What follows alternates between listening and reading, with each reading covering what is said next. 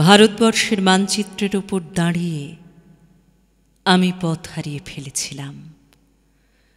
নিঃশব্দ রাত্রির দেশ, তার উপরে একজন নিঃসঙ্গ মানুষ, অদূরে খাজুরাহো মন্দিরের চূড়া, মিথুন মূর্তিগুলি দেয়াল ছেড়ে লাফ দিয়ে উঠেছে আকাশে।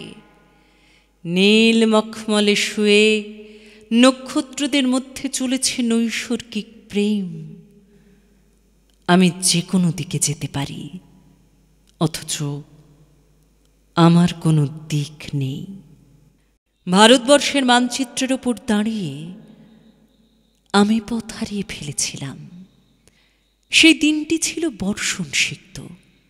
মাঝে মাঝে এমন হয়, আকাশ নিচে নেমে আসে, গাছগুলি দুহাত বাড়িয়ে ডাকে, এসো এসো। বোঝা যায় এখন এই পৃথিবী মানুষের জন্য নয়, বস্তু বিশ্বের মধ্যে চলেছে গভীর দেয়া নেয়া। বিদ্যুৎ শিখার মধ্যে রয়েছে গহন কোনো বাণী। রোমাঞ্চিত হয়ে উঠেছে পায়ের তলার মাটি। এইরকম সময় দিক ঠিক করা সহজ নয়।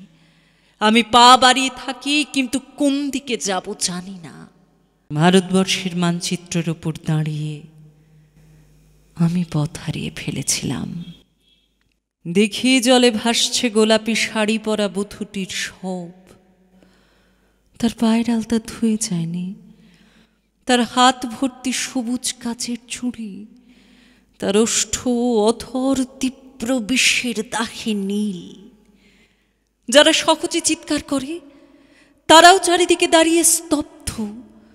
যারা অপরের হাতে নিহত হওয়ার জন্য প্রস্তুত, তারাও আজ একটু একটু খুনি।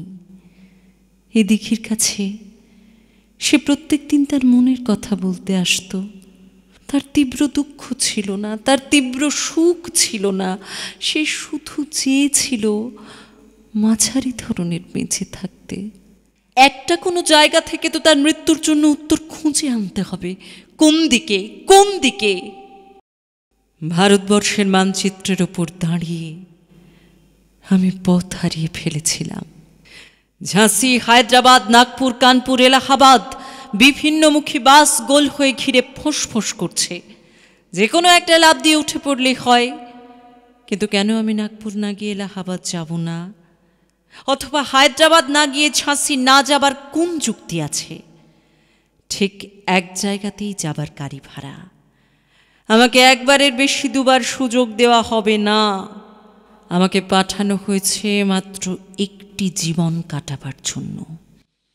একটি জেলখানা থেকে বেরিয়ে শুধু একদিকে যাবার মুক্তি।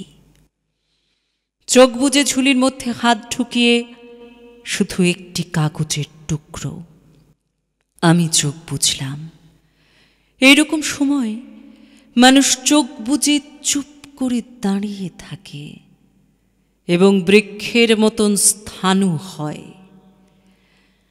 ভারতবর্ষের মানচিত্রের ওপর দাঁড়িয়ে আমি পথ হারিয়ে ফেলেছিলাম। চতুর্দিকে সব কিছুই অচেনা। দুদিক দিয়ে মানুষ আসে যায়, কেউ থামে না, কেউ চোখের দিকে চোখ ফেলে না, কেউ আমার কথা বোঝে না, আমি কারুর কথা বুঝি না। কারুর হাতে উজ্জ্বল নীল রঙের বল, কারুর হাতে পাংশু রঙের থালা। কেউ মুঠো মুঠো বাতাস খায়, কেউ অ্যালকোহল দিয়ে দাঁত মাজে। জীবন্ত যুবতীর বুকে শকুন এসে ঠোকরায়, তারা হাসে। শিশু এসে মায়ের আদর কাটতে চাইলে মা কাঁদে। পোশাকের দোকানে মানুষ ঝুলছে, অপর মানুষের কোনো পোশাক নেই। মাংসের দোকানে মানুষ ঝুলছে, অপর মানুষের কোনো মাংস নেই। এই ঘোর অচেনা রাজ্যে আমি একটু দাঁড়াবারও জায়গা পাই না। আমি কি এখানকার কেউ নয়? এ আমার দেশ, এ আমার দেশ বলে চিৎকার করে উঠি। কর্ণপাত করে না একজনও। এমনকি আমার দেশও কোনো উত্তর দেয় না। ভারতবর্ষের মানচিত্রের উপর দাঁড়িয়ে আমি পথ হারিয়ে ফেলেছিলাম। একটি ঠিকানাহীন চিঠি এসেছে। আমায় যেতে হবে।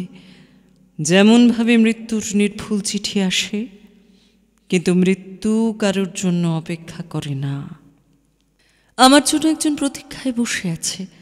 সে কোথায় জানি না, সে কি সমুদ্র কিনারে কিংবা হিমালয়ের মর্মচ্ছায়ায়, সে কি বন্যায় ধুয়ে যাওয়া মাটির ওপর নতুন পলিতে দাঁড়িয়ে আছে, সে কি শুকনো জিভ বার করে ক্লান্ত জঙ্গলের মধ্যে একাকী শয়ান, সে কি কোনো বিশাল প্ল্যাটফর্মের পাশের জটলার মধ্যে বসে আছে জানু পেতে। সে আমার ছেলেবেলার হারিয়ে যাওয়ার সঙ্গী, সে আমার বড় বড় চোখ, বিস্ময়ের বিমূর্ত ছেলেবেলা। আমি মানচিত্রের গলি ঘুঁচির মধ্যে ছোটাছুটি করি, আমায় যেতে হবে, যেতে হবে। ভারতবর্ষের মানচিত্রের উপর দাঁড়িয়ে আমি পথ হারিয়ে ফেলেছি।